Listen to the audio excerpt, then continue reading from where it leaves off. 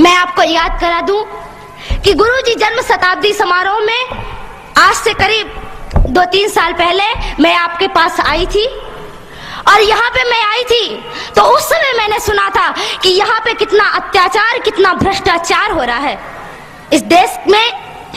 हमने जिसको रहने की शरण दी, हमारा भारत इतना महान कि कहता है सभी को कि आओ हमारे पास रुको, सभी को आसरा दिया, सभी को शरण दी, पर यहाँ के लोग ही जिनको हम शरण देते हैं वही हमारे साथ गद्दारी करते हैं।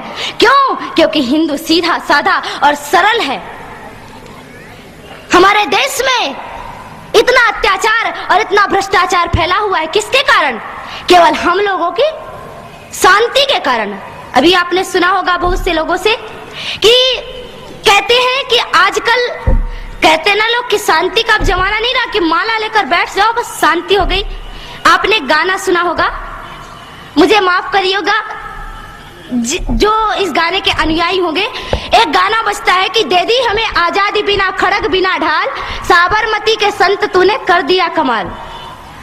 तो ये गाना मुझे बिल्कुल पसंद नहीं है, क्योंकि इसमें आया कि दे दी हमें आजादी बिना खड़ग बिना ढाल। अरे कैसे खड़ग बिना ढाल के बिना आजादी मिल गई? कितने कितने वीरों ने इस देश के लिए सिर कटाए हैं तब हमको आजादी मिली है, बिना लड़े आजादी नहीं मिली है। अरे बिना लड़े आजादी मिल जाती तो राम कह देते ना कि एक चरखा ले लो और सूत काटो और रावण को पसंद आ जाएगा सूत तो रावण सीता को लौटा देगा वापस। क्यों नहीं राम ने चरखा पकड़ा दिया सबको?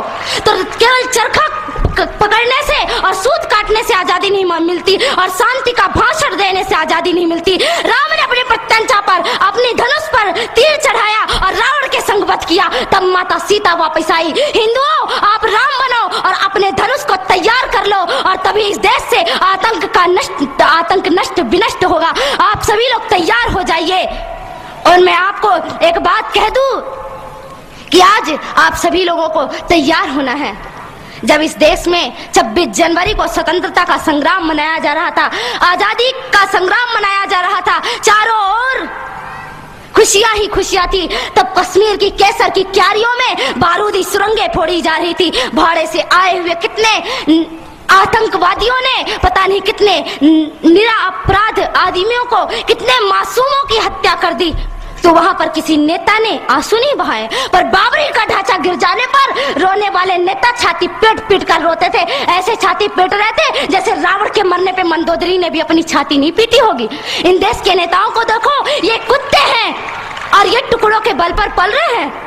और मैं आपको सावधान कर दूं कि इस देश की नेता से और इस देश के कानून से सावधान रहना, क्योंकि ना तो ये हमारी रक्षा करेगा बल्कि आपको नींद की गोली दे करके और सुलाएगा कि जितना आप सोओगे उतना इसको कुर्सी में बैठने के लिए मिलेगा। इस देश के नेता कली बेच देंगे, चमन बेच देंगे, धरा बेच देंगे, गगन बेच देंगे। अगर तुम यूं ही सोए रहे राष्ट्रभक्तों तो ये बांट के भिखारी सारा वतन बेच देंगे, नीलाम कर देंगे मेरे देश को। इसलिए इस देश को नीलाम नहीं करना है, आप सभी लोगों को तैयार होना है, मुट्ठी बांध करके कहना है कि भारत देश हमारा है, हमारा था और हमारा ही रहेगा। और इस भारत देश पर किसी ने आंख उठा के देखी तो उसकी आंखें नोच ली जाएंगी, उसकी आंखों को नोच करके गिद्धों के सामने फेंक दी जाएगी। इसलिए आप सभी लोगों को तैयार होना होगा। आज मैं आपको बता दूं कि इस देश में क्या हो रहा है। आज भी आप जाइए कश्मीर में तो वहां किसी हिंदुओं को चैन से जीना नहीं मिलता। कश्मीर में कश्मीर के लोगों को मार मार कर भगाते हैं, लोग घायल अवस्था में जम्मू के और दिल्ली के फुटपाथों पर लेटे हुए हैं। हमारा नेता कभी भी ये पूछने नहीं आया कि तुम्हें क्या तकलीफ है, तुम्हें क्या परेशानी है, कोई भी वहां पे पूछने के लिए नहीं जाता। पर मैं आपसे कहती हूं कि आप तो हिंदू हैं, एक हिंदू दूसरे हिंदू की पीड़ा समझ सकता है। मैं आप लोगों से कहना चाहती हूं कि अब आतंक का नष्ट होना चाहिए। इस देश से आतंक का नष्ट तभी होगा जब आप सभी लोग तैयार होंगे, आप सभी लोग खड़े होंगे। क्यों? हमारे देश में राम सेतु पर ऐसा राम सेतु और भगवान श्री राम द्वारा बनाया गया वह सेतु, उसको तोड़ने की बात कह दो कि जिस हाथों से राम सेतु टूटेगा उन हाथों को हम काट कर फेंक देंगे। और जो हमारे देश में हमारे राम का नहीं वो हमारे किसी काम का नहीं नहीं, जो राम से नहीं मिल सकता वो हमसे भी नहीं मिल सकता, और उसको लात मारकर इस देश से बाहर निकाल देना है। और मैं आप लोगों से कहना चाहती हूँ कि सभी लोग तैयार हो जाइए, बस भगवान श्री राम हमारी प्रतीक्षा कर रहे हैं। भारत माता अपनी बाहों को फैलाए हुए है और कह रही है कि मेरे बेटो, मैं तुमको गले से लगाने के लिए तैयार हूँ, पर एक शर्त पर, जब तुम इस देश को, इस भारत भारती को पुनः विश्व गुरु के पद पर प्रतिष्ठित करोगे, तब भारत माता आपको चैन की नींद सुलाएगी। कृष्ण ने गीता में महाभारत के युद्ध के समय पे शंख बजाया। केवल कृष्ण को बांसुरी नहीं बजानी आती, कृष्ण शंख भी बजाता है। और कृष्ण ने शंख बजाया और शंख बजा करके कहा कि इस देश में पहले शंख बजा करके सबको जागृत करो, और जब सब जागृत हो जाएं तो फिर चैन की बांसुरी बजाना, फिर चैन से बैठ जाना। पहले राम का धनुष बाण उठा करके इस देश से रावण को खत्म कर दो, फिर कृष्ण की बांसुरी बजाने के लिए बैठ जाना। भारत माता तो स्वयं तैयार बैठी है और हमें डराया जाता है।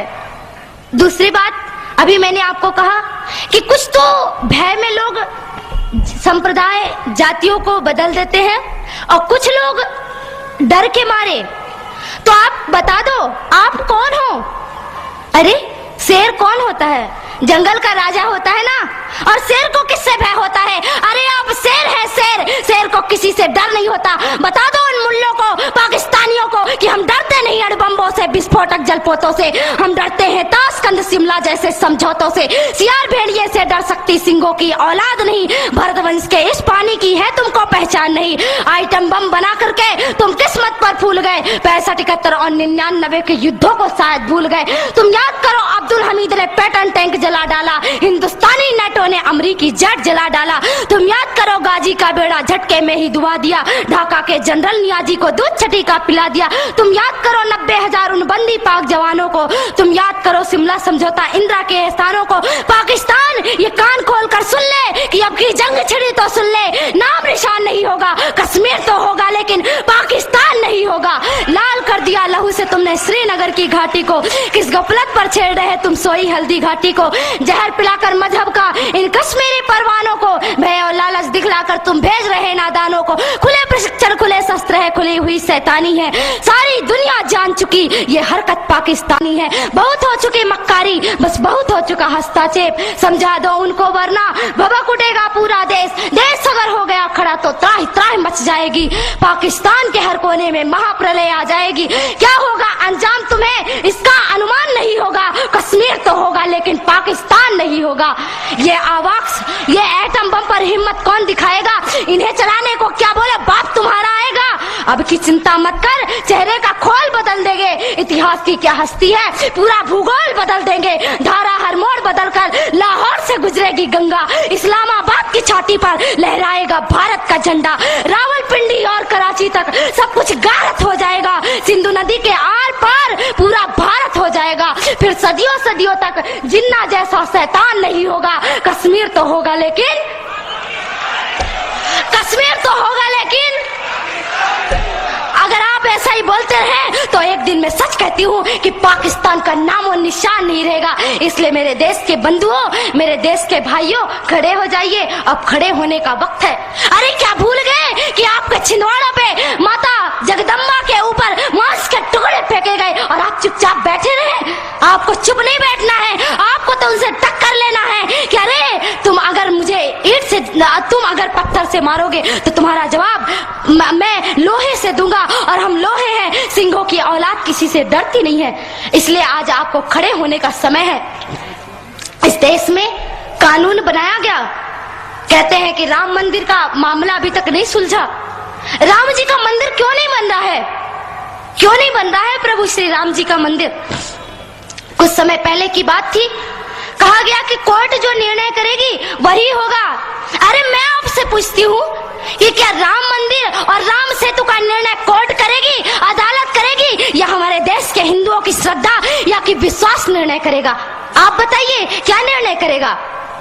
आपका विश्वास निर्णय करेगा तो आप अपने विश्वास से निर्णय करिए। अरे इन नेताओं को और इन पुलिस वालों को छोड़ दीजिए, आप अपने से जाइए और एक एक ईंट लेकर अगर हिंदुस्तान का एक एक आदमी एक एक ईंट लेकर गया तो मैं कहती हूँ कि राघवेंद्र सरकार का मंदिर कोई और नहीं बल्कि आप बनाएंगे, और केवल आपको केवल जाने की आवश्यकता है। प्रभु श्री राम का मंदिर आप बनाइए।